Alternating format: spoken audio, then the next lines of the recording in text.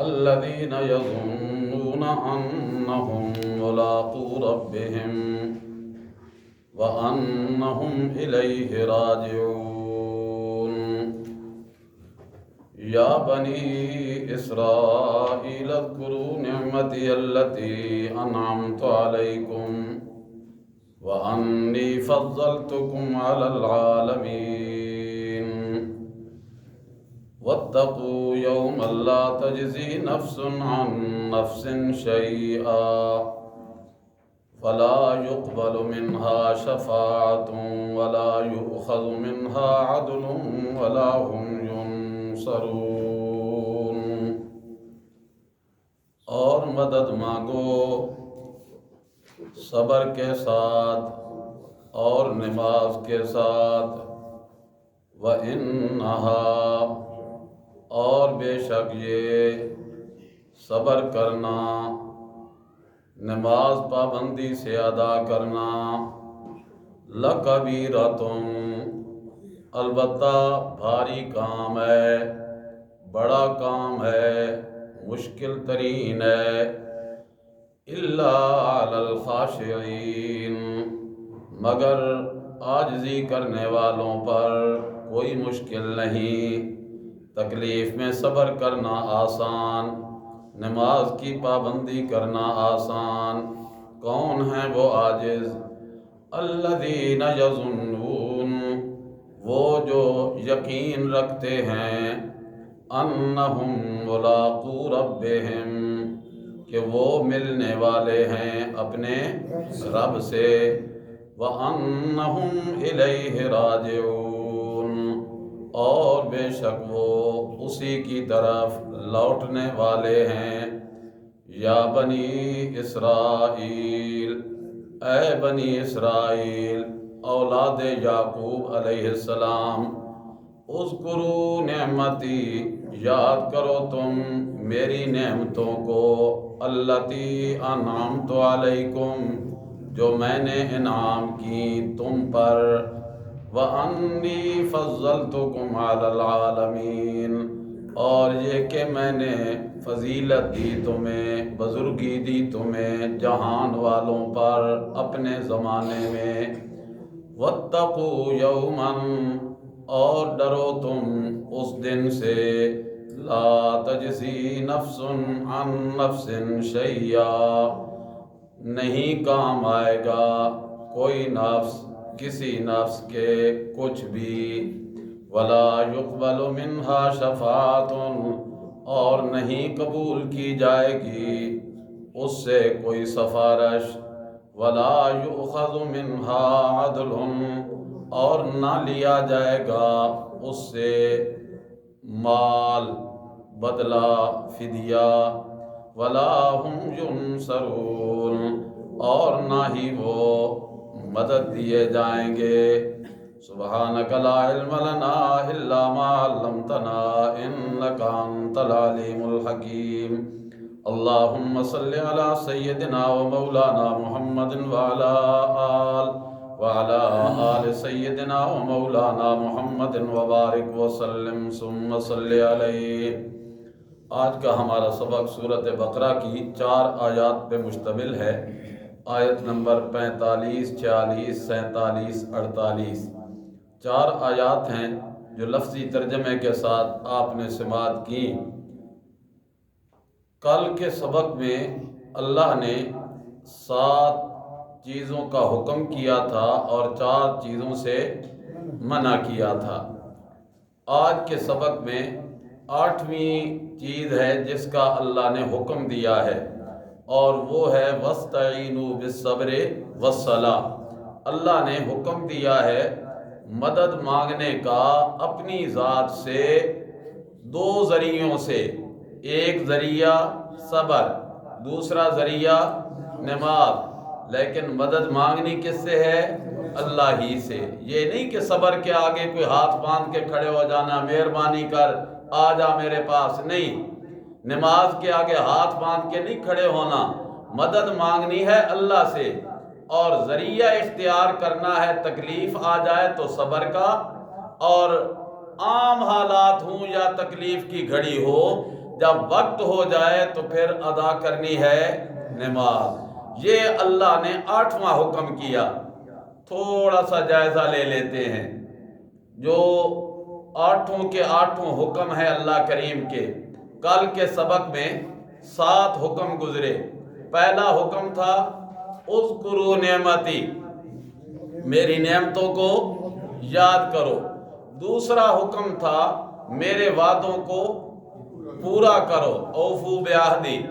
تیسرا حکم تھا ایایا فرحبون، مجھی سے ڈرتے رہو۔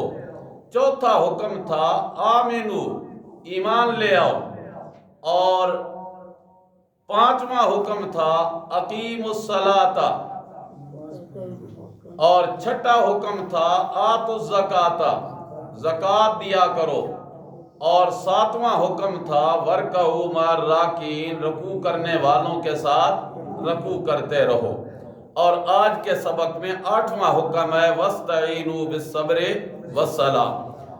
8 اوامر تھے اللہ کے، حکم تھے اللہ کے، اور 4 چیزوں سے اللہ نے کیا تھا منع۔ پہلی چیز جس سے اللہ نے منع کیا تھا وہ تھا لا تکونوا اول کافر بہ، انکار کرنے والوں میں اپنا نمبر پہلا نہ لگواؤ، اس لیے کہ جب انکار کیا میں نے، باقی سارے انکار کرتے رہیں، جب میں نے انکار کیا تو میں تو اپنے انکار میں پہلا ہی منکر ہوں گا نا۔ لا تکونوا اول کافر بہ، انکار کرنے والے نہ بنو، کفر کرنے والے نہ بنو، بغاوت کرنے والے نہ بنو۔ دوسرا منع تھا، فرمایا لا تشتروا بآیاتی ثمنا قلیلا، اللہ کی آیات کے بدلے میں تھوڑی قیمت پسند نہ کرو، یعنی دولت کو دین پہ ترجیح نہ دو، دین کو دولت پہ دنیا پہ ترجیح دے دو، دنیا کو دین پہ ترجیح۔ لا تشتروا بآیاتی ثمنا قلیلا، جس نے دنیا کو ترجیح دی اس نے گویا آیات الہی کو حقیر سمجھا اور دنیا کی دولت کو بڑا سمجھا۔ لا تشتروا بآیاتی ثمنا قلیلا۔ تیسری ممانعت تھی لا تلبسوا الحق بالباطل، حق کو باطل کے ساتھ نہ ملاؤ۔ اور چوتھی منع تھی لا تکتموا الحق، یعنی تکتموا الحق، تم جو حق چھپاتے ہو ایسا کرنا نہیں چاہیے۔ انتم تعلمون، تم جانتے ہو کہ حق کا چھپانا کوئی اچھا کام نہیں ہے، بہت بڑا جرم ہے۔ چلو جی، یہ تو کل کے سبق کا خلاصہ تھا۔ آج 8واں حکم ہے واستعینوا بالصبر والصلاۃ، مدد مانگو تم تکالیف میں، مصیبتوں میں، دکھوں میں، کس کے ذریعے؟ صبر کے ذریعے۔ لیکن ساتھ رب نے کہا انہا لکبیرۃ، بڑے بڑوں کے چھکے چھوٹ جایا کرتے ہیں، بڑا مشکل کام ہوتا ہے تکلیف کے وقت صبر کرنا۔ یہاں تو ہمارا حال بھی کمزور ہے، ہم مولویوں کا بھی حال کمزور ہے، ہم بھی کبھی کبھی کہنے لگ جاتے ہیں جی میری کمر ٹوٹ گئی ہے۔ کوئی شک نہیں، کمر تو ٹوٹ ہی جاتی ہے، اولاد جوان مر جائے کمر ٹوٹ ہی جاتی ہے، لیکن دیکھنا یہ چاہیے کہ جناب محمد کریم صلی اللہ علیہ وسلم کی آنکھوں کے سامنے 3 بیٹے فوت ہوئے، آپ کی آنکھوں کے سامنے 3 بیٹیاں فوت ہوئیں۔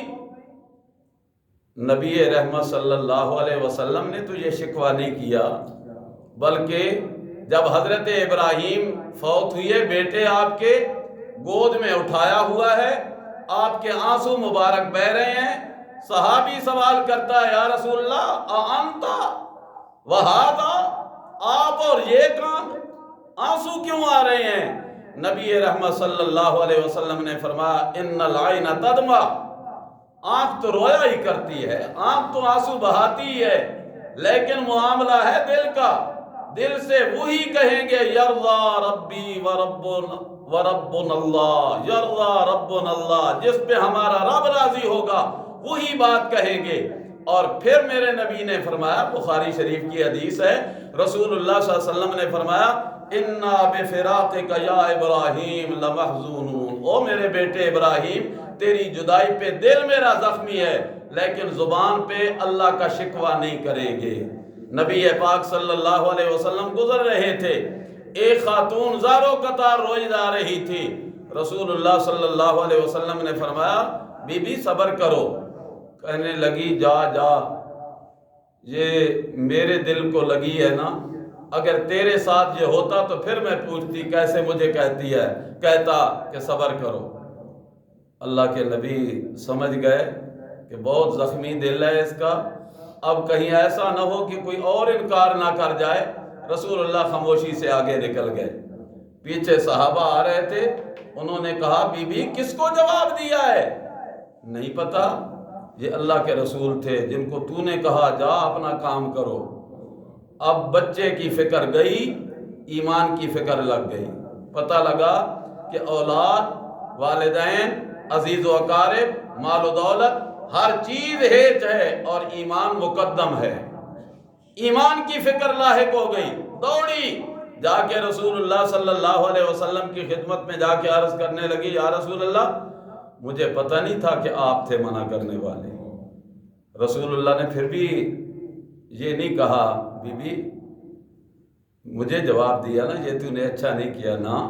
آپ نے فرمایا انما الصبر عند الصدمۃ الاولی، جب صبر وہی صبر کہلاتا ہے جب صدمہ آئے، دکھ آئے، تکلیف آئے اور تازی ہو، پھر صبر کرے تو صبر ہوتا ہے۔ 2 4 5 10 دن گزر جائیں تو پھر تو صبر آ ہی جاتا ہے۔ اب کہاں ہمارے والدین، کہاں ہمارے دادی دادا، کہاں نانی نانا، ہزاروں انسان گزر گئے، صبر کر کے نہیں پھر رہے، بعد میں تو صبر آ ہی جاتا ہے۔ تازہ صدمہ ہو، صبر آئے، اس کو رب کہتے ہیں وَاسْتَعِينُوا بِالصَّبْرِ وَالصَّلَاةِ۔ اور نماز کا معاملہ بھی ہمارا ایسا ہی ہے، تھوڑا سا کام پڑ جائے چلو کام پورا کر لیں، نماز بعد میں پڑھی جائے گی، خیر ہے، اللہ کا حکم ہے، کوئی نہیں، اللہ غفور الرحیم ہے، اِنَّا لِلَّهِ وَإِنَّا إِلَيْهِ رَاجِعُونَ۔ اللہ کے غفور الرحیم ہونے کا مطلب بھی ہم نے اپنی من مانے کر لیے ہیں نا۔ حکم یہ ہے کہ جب ٹائم ہو جائے اس میں تاخیر نہ کی جائے۔ حضرت علی رضی اللہ تعالی عنہ کو رسول اللہ صلی اللہ علیہ وسلم نے وصیتیں کی تھی، ان وصیتوں میں ایک وصیت یہ تھی جب نماز کا وقت آ جائے باقی کام کاج چھوڑ دو، نماز پہلے پڑھو، کام بعد میں کر لو۔ وَاسْتَعِينُوا بِالصَّبْرِ وَالصَّلَاةِ وَإِنَّهَا لَكَبِيرَةٌ، مشکل کام ہے، اوکھا ہے، بڑا کام ہے، بھاری ہے، لیکن إِلَّا عَلَى الْخَاشِعِينَ، جو عاجز ہوتے ہیں ان پہ کوئی مشکل نہیں ہے، ان کے لیے جاگنا بھی بڑا آسان ہوتا ہے۔ جو لوگ تہجد کے عادی ہیں اللہ ہمیں بھی بنا دے، آمین تو یار کہہ دیں، اللہ تہجد کی عادت ڈال دے۔ جن لوگوں کو تہجد کی عادت پکی ہوتی ہے نا، وہ اگر سفر سے واپس آئیں اور گھنٹہ 2 گھنٹے ٹائم ملا آرام کرنے کا، سحری کا وقت ہو گیا، وہ سوئے ہوئے ہوتے ہیں، کہیں نہ کہیں سے خواب میں کوئی آ کے اسے بیدار کر جاتا ہے یا کہیں نہ کہیں سے جھٹکا لگ جاتا ہے، اٹھتا ہے، آنکھیں کھولتا، او ہو یہ تو میرے تہجد کا ٹائم ہو گیا ہے۔ میرے ابا جی اللہ انہیں غریق رحمت فرمایا کرتے تھے کہ جب سے میں بالغ ہوا زندگی کے آخری وقت تک تہجد کی نماز قضا نہیں ہوئی، اور اکثر اوقات وہ فرمایا کرتے تھے کہ اگر میں رات کو دیر سے سوؤں نا تو جب سحری کا وقت ہوتا تو کوئی نہ کوئی مجھے جگانے والا جگا ہی دیتا، کہیں سے آواز آ جاتی، مجھے جاگ آ جاتی۔ الا علی الخاشعین، جو عاجزی کرنے والے ہوا کرتے ہیں ان پہ یہ کام مشکل نہیں ہوتا، صبر کرنا بھی اور نماز پڑھنا بھی۔ وجہ یہ کہ ان کے اندر 2 چیزیں ہوتی ہیں، ایک رب کی ملاقات کا یقین اور دوسرا آخرت کی پکڑ کا خوف۔ پہلا رب سے ملاقات کا یقین، دوسرا آخرت کی پکڑ کا خوف۔ یہ 2 چیزیں ہیں الذین یظنون۔ ویسے تو ظن کا معنی ہوتا ہے گمان کرنا، یہ یار میرا ظن ہے، میرا گمان ہے، میرا خیال ہے، لیکن یہاں چونکہ خاشعین کی بات آئی تو یہاں ظن بمانے یقین ہوگا۔ جن کو یقین ہے کہ انہم ملاقو ربہم، وہ اپنے رب سے ملاقات کرنے والے ہیں، ملنے والے ہیں۔ وہ پہلے رکوع میں آیا تھا نا وَبِالْآخِرَةِ هُمْ یوقنون، وَبِالْآخِرَةِ هُمْ یوقنون، یہ ظن بمانے یقین ہے، انہم ملاقو ربہم، اور دوسرا انہیں یقین ہے کہ انہم الیہ راجعون، اسی رب کی طرف لوٹ کے جانا ہے، اور رب نے اگر پکڑ دھکڑ شروع کر دی نا تو پھر مجھے چھڑانے والا کوئی نہیں ہوگا۔ یا بنی اسرائیل، 8 حکموں اور 4 نہیوں کے بعد اللہ نے پھر اعادہ کیا بنی اسرائیل کا۔ میں نے کل بتایا تھا نا کہ 10 رکوعوں میں چلتا جائے گا بنی اسرائیل کا قصہ، اور انشاءاللہ اگلے ہفتے کے منگل والے سبق سے پھر نعمتوں کا تذکرہ شروع ہو جائے گا، جو اللہ نے بنی اسرائیل پہ نعمتیں کی، اور پھر ان کی وعیدیں آئیں گی، انہوں نے رب کی نعمتوں کی کیسے تکذیب کی، ان پہ پھر کیسی پکڑ آئی، یہ انشاءاللہ اگلے ہفتے کے اسباق سے شروع ہو جائے گا۔ اے بنی اسرائیل اذکروا، میں نے پہلے بھی کہا تھا میری نعمتیں یاد کرو، میری کوئی ایک نعمت ہووے تے تاں، میری تو نعمتوں کے انبار لگے ہوئی ہیں، میری نعمتیں یاد کرتے رہا کرو، انعمت علیکم، جو میں نے تم پہ کی، وانی فضلتکم علی العالمین، یہ تھوڑی نعمت ہے میری کہ فرعونی حکومت والے، دبدبے والے، دولت والے، کوٹھیوں والے، لیکن اللہ نے شان بنی اسرائیل کو قبطیوں سے زیادہ دی تھی، انی فضلتکم علی العالمین، اپنے جہان والوں پہ میں نے تمہیں فضیلت دی، سارے جہان والے نہیں، اس لیے کہ امت محمدیہ کی شان ان سے اونچی ہے۔ انی فضلتکم علی العالمین، عالمین سے مراد اس زمانے کے جو لوگ تھے بنی اسرائیل کے، اس زمانے کے لوگوں پہ تمہیں فضیلت ہے، اور جب رسول اللہ تشریف لے آئے تو پھر فضیلت ملی جناب نبی پاک صلی اللہ علیہ وسلم کو، اور فضیلت ملی نبی کے صحابہ کو رضی اللہ تعالی عنہم اجمعین۔ واتقوا یوما، اور ڈرو تم اس دن سے جس دن لا تجزی نفس عن نفس شیئا، دنیا میں چھٹکارے کے 4 طریقے ہوتے ہیں، کبھی انسان مشکل میں آ جائے، مصیبت میں پھنس جائے تو کہتا ہے خیر ہے، مجھے کوئی پرواہ نہیں، اس لیے کہ میری کنڈ مضبوط ہے، میری کمر مضبوط ہے، میرا فلاں رشتہ دار وزیر اعظم کا پی اے ہے، فلاں کا قریبی ہے، وہ چھڑا کے لے جائیں گے۔ اللہ نے اس کا دیا جواب، لا تجزی نفس عن نفس شیئا، اس دن اللہ کی اجازت کے بغیر کوئی کسی کے کام نہیں آئے گا، ولا يقبل منها شفاعۃ، اور سفارش بھی قبول نہیں کی جائے گی۔ دوسرا طریقہ ہوتا ہے چلو میں کسی کو سفارشی بنا کے لے آؤں گا، اور سفارشی 2 طرح کے ہوتے ہیں، کبھی دنیا میں اونچے ہوتے ہیں، کبھی دین میں اونچے ہوتے ہیں۔ لوگ پیروں کی بات بھی مانتے ہیں، اب پیروں کے پاس کوئی دنیا تو نہیں ہے، دین ہے، تو دینداروں کی بھی بات مانی جاتی ہے، کبھی کبھی عہدے والوں، دنیا والوں کی بھی بات مانی جاتی ہے۔ اللہ فرماتے ہیں لا يقبل منها شفاعۃ، اس دن سفارش بھی کسی کے کام نہیں آئے گی، ہاں جس کو اللہ اجازت دے گا، جس کے لیے دے گا، یہ بات ذرا ذہن میں رہنی چاہیے، اللہ سفارش کی اجازت دے گا جس کے لیے دے گا، تو پھر تو وہ سفارش کر سکیں گے، اس لیے کہ شفاعت کا عقیدہ برحق ہے، شفاعت کا عقیدہ، اور الحمدللہ ہمیں یقین ہے کہ ہمارے نبی جناب محمد کریم صلی اللہ علیہ وسلم ہماری سفارش ضرور فرمائیں گے، لیکن شرط یہ ہے کہ ہم نبی کے بن کے رہے، تو اگر نبی کے بن کے نہ رہے